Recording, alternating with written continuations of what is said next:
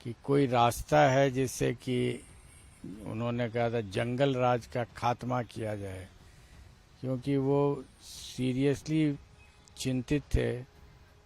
तो प्रॉमिस करना पॉलिटिशियंस का काम होता है, इम्प्लीमेंट करना ब्यूरोक्रेट्स का काम होता है।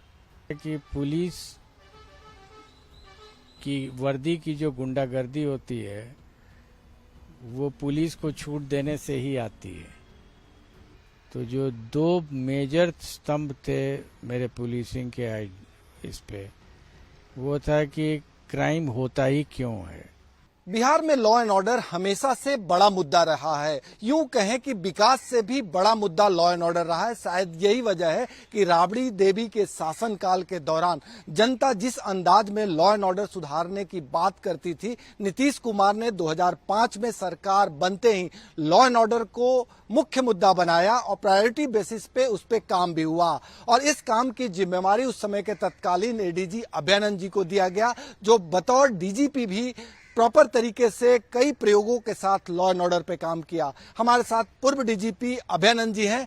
Sir, law and order Bihar का कितना बड़ा मुद्दा रहा है, और जब आप एडीजी लॉ एंड ऑर्डर या एडीजी मुख्यालय थे तो उस समय आपके कंधे पर लॉ एंड ऑर्डर की कितनी बड़ी जिम्मेवारी थी और कैसे कैसे आप आगे बढ़े?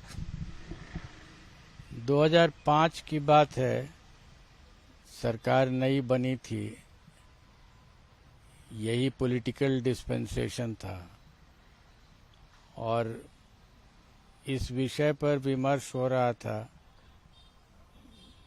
Almost 1-to-1 with the chief minister कि कोई रास्ता है जिससे कि उन्होंने कहा था जंगल राज का खात्मा किया जाए, क्योंकि वो सीरियसली चिंतित थे कि जो इलेक्शन उन्होंने लड़ा था 2005 का, वो इसी मुद्दे पर इलेक्शन हुआ था।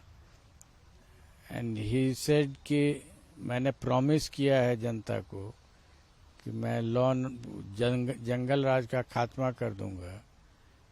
तो प्रॉमिस करना पॉलिटिशियंस का काम होता है, इम्प्लीमेंट करना ब्यूरोक्रेट्स का काम होता है। कोई रास्ता है, मैंने कहा यह सबसे रास्ता है। और इस पर जब चर्चा हुई तो निष्कर्ष ये निकला कि पुलिस को खुली छूट नहीं दी जा सकती है। खुली छूट इनफैक्ट किसी को नहीं दी जा सकती है। तो फिर क्या करना चाहिए? मेरा उत्तर था कि पुलिस की वर्दी की जो गुंडागर्दी होती है वो पुलिस को छूट देने से ही आती है। भय होना है तो कानून का होगा। कानून कैसे इम्प्लीमेंट होगा, ये सीनियर पुलिस ऑफिसर्स रास्ता दिखाएंगे कानून के दायरे के अंदर रह करके। और जब ये नीति तय हो गई तो उसके बाद कानून का काम शुरू हुआ और धीरे धीरे जो प्रयोग हुए वो सब अब इतिहास हो चुका है। सर, वही नीतीश कुमार, पुलिस, बिहार पुलिस वही, लगातार आपराधिक घटनाएं बढ़ रही है, कई हत्याएं हुई हैं और लगातार हत्याएं हो रही है। विपक्ष भी सवाल खड़े कर रही है। तो आखिर सुशासन बाबू, जो कभी अपराध पर लगाम लगाने के लिए आपके साथ डिस्कस किए, कई अहम मसलों पर आपको खुली छूट दिए कि आप कानून का राज स्थापित करें, क्या अंतर आ गया है सर कि इस तरह से फिर दोबारा होने लगा? अंतर क्या है ये तो मैं नहीं जानता हूँ, इसलिए कि जो अभी का पक्ष है मुझे नहीं मालूम है। लेकिन जो मुझे दायित्व दिया गया था और वो कैसे निर्वहन मैंने किया, ये कहानी जैसा मैंने अभी कहा वो इतिहास हो चुका है। लोगों ने उसको देखा है। बेसिक नीति थी कि पुलिसिंग की परिभाषा और वो कौन सा रास्ता अपनाएगी पुलिसिंग, ये बहुत क्लियर होना चाहिए। इसमें द्वंद्व नहीं होना चाहिए, विस्मय की स्थिति नहीं होनी चाहिए। तो जो दो मेजर स्तंभ थे मेरे पुलिसिंग के इस पे, वो था कि क्राइम होता ही क्यों है। और मेरा निष्कर्ष था कि क्राइम चाहे जिस फॉर्म का हो वो अर्थ के लिए होता है, इकोनॉमिक एक्टिविटी है क्राइम। ये अगर तय कर लिया जाए तो फिर क्रिमिनल्स को सजा दिलाई जाए और उनको जो उन्होंने अर्थ या वेल्थ अमास किया है उससे उनको महरूम किया जाए। ये दो दिशा में कानून का रथ चलाया गया और मुझे तो ऐसा लगता है कि उसका लाभ ही मिला था। सर, आपने स्पीडी ट्रायल, स्पीडी अपील, आर्थिक अपराध इकाई, इसके अलावा गवाह हॉस्टाइल ना करे इसकी व्यवस्था कराई, साइंटिफिक इन्वेस्टिगेशन किया, आप हमेशा साइंटिफिक इन्वेस्टिगेशन पे जोर देते रहे। ये तमाम जो आपने प्रयोग किए वो सब के सब ठंडे बस्ते में डाल दिया गया है। क्या लगता है कि एक बड़ी वजह यह भी है कि इसकी वजह से अपराध बढ़े हैं या अपराधियों के मंसूबे ऊंचे हैं, खुली चुनौती मिल रही है, कानून का राज कमजोर हो गया है? ठंडे बस्ते में है कि नहीं मैं नहीं जानता हूँ, इसलिए कि मैंने जब इस पर क्रियान्वयन किया था तो उस समय ये सब बातें जो आप कह रहे हैं वो सब गर्म बस्ते में रहता था, कॉन्स्टेंटली मॉनिटर्ड होता था, एक सेकंड नहीं छोड़ते थे मॉनिटर करते हुए कि क्या हुआ। 40 एसपी जो हैं जिले में, डिस्ट्रिक्ट के हों या सिविल डिस्ट्रिक्ट के बाहर के भी, एक ही डिस्ट्रिक्ट में 2-2 एसपी भी रहे हैं, ऑल 40 से प्रतिदिन रात में 9 बजे से लेके 12-1 बजे रात तक मैं बात करता रहता था कि आज क्या हुआ, किस केस के ट्रायल में क्या हो रहा है। तो मॉनिटर तो इतनी सख्ती और कड़ाई से करनी है कि एसपी लोग तैयार रहते थे कि आज मुझे भी जानकारी रहती थी कि इस केस में आज ये गवाह आने वाला था, वो गवाह आया कि नहीं, और आया तो उसने गवाही दी, हॉस्टाइल हुआ तो उसका रास्ता क्या होगा। तो ये कॉन्स्टेंटली मॉनिटर्ड होता रहता था। सर, नीतीश कुमार वही हैं, बिहार पुलिस भी वही है, केवल ऑफिसर बदल गए। आपके जितने भी प्रयोग थे वो पूरी तरह से सफल थे, हमने देखा भी है, और कई ऐसे मामलों में हमने काम भी किया है कि किस तरह से आप लोग मॉनिटर करके कम से कम दिनों में सजा दिलाई जाती थी। तो सजा का जो कॉन्सेप्ट था वो कितना हद तक अपराधियों के मन में भय का वातावरण पैदा करता था, कानून का राज स्थापित करता था, और ये छूट जाने की वजह से अब क्या स्थिति हो गई? एक फैक्टर आपने नहीं कहा, वो था हाई कोर्ट के साथ कितना समन्वय होता था। मैंने उसको स्थापित किया था, एक समन्वय भी,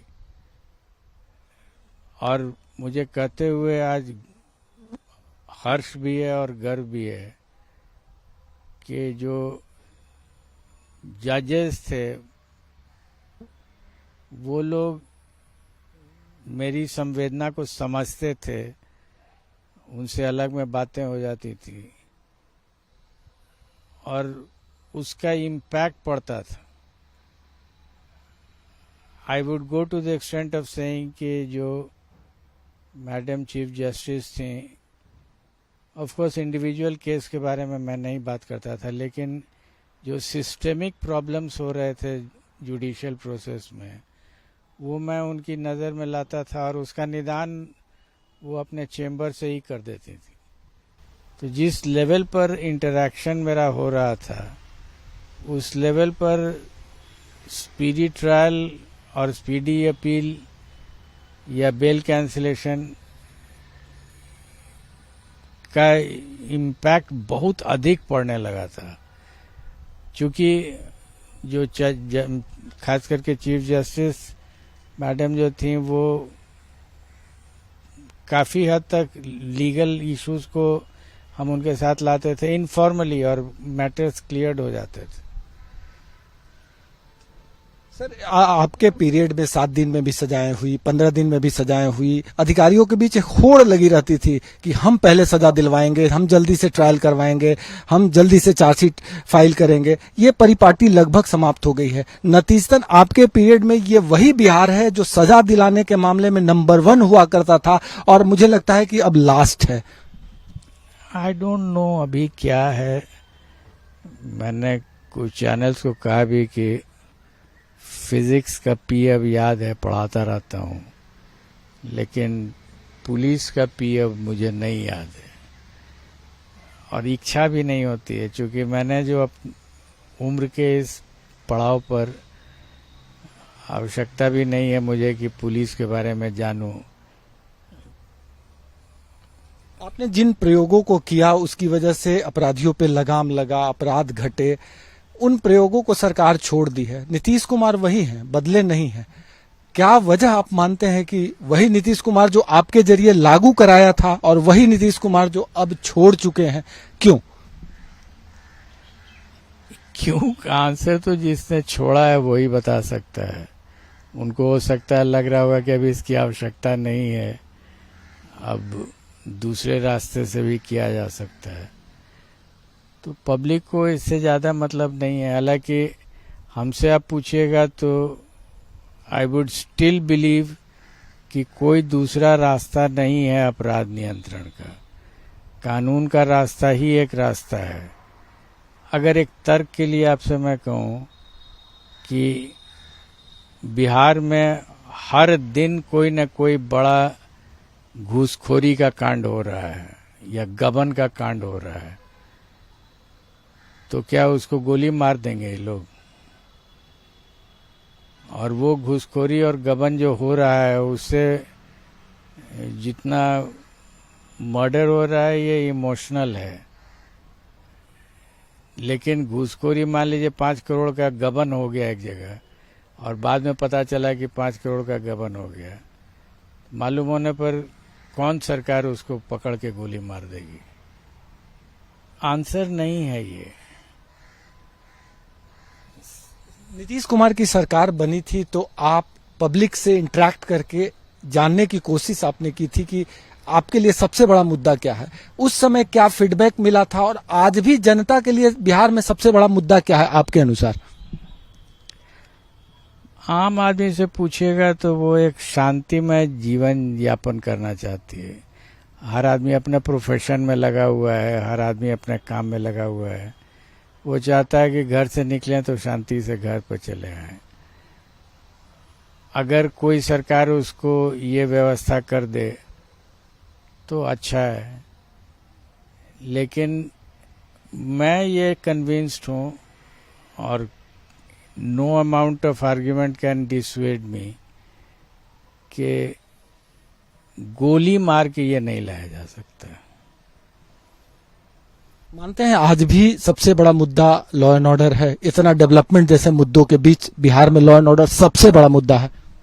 पहले शांति होनी चाहिए। आप तो फीडबैक ले चुके हैं, लोगों से बात कर चुके हैं, आज भी करते हैं, क्योंकि आप एक एक्स डीजीपी के अलावा एक गुरुजी भी हैं और बच्चे आपके पास आते हैं, पेरेंट्स आते हैं। बिहार में सबसे बड़ा मुद्दा क्या है?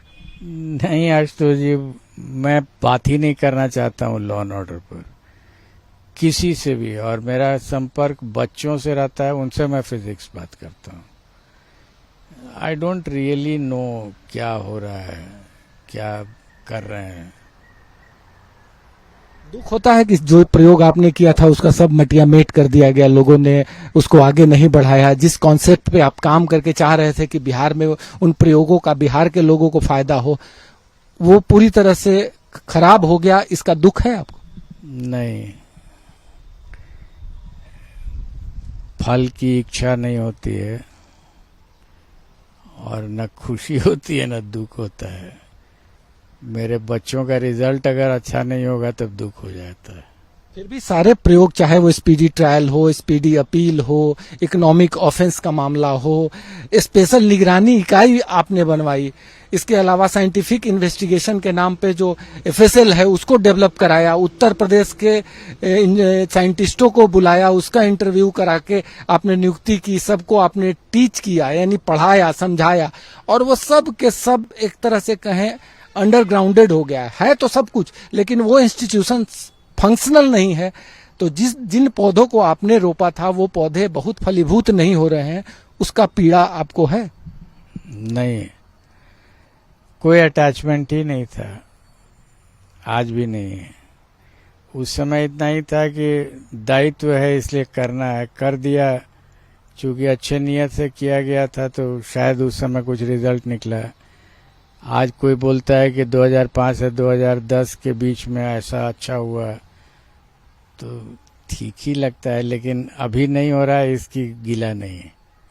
अब आप क्या कहना चाहेंगे कि लॉ एंड ऑर्डर पे फोकस्ड होना चाहिए, या लॉ एंड ऑर्डर की वजह से क्या लगता है कि बिहार के लोगों के समक्ष एक बड़ा मुद्दा है, नतीजतन यदि कोई लॉ एंड ऑर्डर पे ध्यान नहीं देगा उसका खामियाजा भुगतना पड़ेगा? नहीं जानते हैं, एक वोट है वो जाके दे आएंगे, उसके अलावा कोई इंटरेस्ट नहीं। कहाँ लैप्सेस देखते हैं सर? ये जो हाल की घटनाएं जो बढ़ी है, रोज हत्या हो जा रही है, सुबह दोपहर शाम चारों तरफ हत्याएं हो रही हैं, क्या लगता है अपराधियों के मंसूबे ऊंचे हो गए हैं या ऑर्गेनाइज क्राइम बढ़े हैं? क्या आपको लगता है? आई रियली डोंट नो क्या हो रहा है, कैसे हो रहा है, क्यों हो रहा है। ये हो सकता है कि हर पुलिस ऑफिसर का अपना तरीका होता है हैंडल करने का। मेरा अपना तरीका था, मेरा तरीका था कि कानून से जो होगा वही होगा, कानून से कैसे होगा ये हम सोचेंगे, और हमने सोचा, नई नई बातें दिखाई पड़ी तो इम्प्लीमेंट किया। जो आए हैं वो करेंगे, एडीजी डीजी। बिहार के पूर्व डीजीपी अभयानंद जी जब एडीजी हेडक्वार्टर थे, नीतीश कुमार की सरकार बनी थी और सुशासन का कॉन्सेप्ट दिया गया था। नीतीश कुमार ने इन्हें जिम्मेवारी दी थी और कई तरह के प्रयोग किए गए थे। हालांकि उन प्रयोगों के साथ साथ ये गुरुजी की भी भूमिका में रहे और बच्चों को पढ़ाते रहे। रिटायरमेंट के बाद अभयानंद जी ने बच्चों को चुना और बच्चों के साथ पढ़ाई लिखाई में पूरी तरह डूब गए। हालांकि इनकी बातें साफ तौर पे तो नहीं है, लेकिन इनकी पीड़ा है। कोई भी यदि प्रयोग करता है और वो प्रयोग का फल मिलता है और अचानक से उन प्रयोगों को बंद कर दिया जाता है, जिसका खामियाजा समाज को भुगतना पड़ता है, तो स्वाभाविक है पीड़ा होगी। शायद यही वजह है कि बिहार में सबसे बड़ा मुद्दा लॉ एंड ऑर्डर है, लेकिन वही नीतीश कुमार जो कभी सबसे बड़ा मुद्दा बनाकर इस पर काम करने की पूरी छूट दे रखी थी, वही नीतीश कुमार के पीरियड में लगातार हत्याएं हो रही है, अपराध की घटनाएं बढ़ रही है और विपक्ष तमाम मुद्दों पर बबेला मचा रही है। सहयोगी कैमरामैन राकेश के साथ भारत एक्सप्रेस के लिए पटना से आशुतोष कुमार।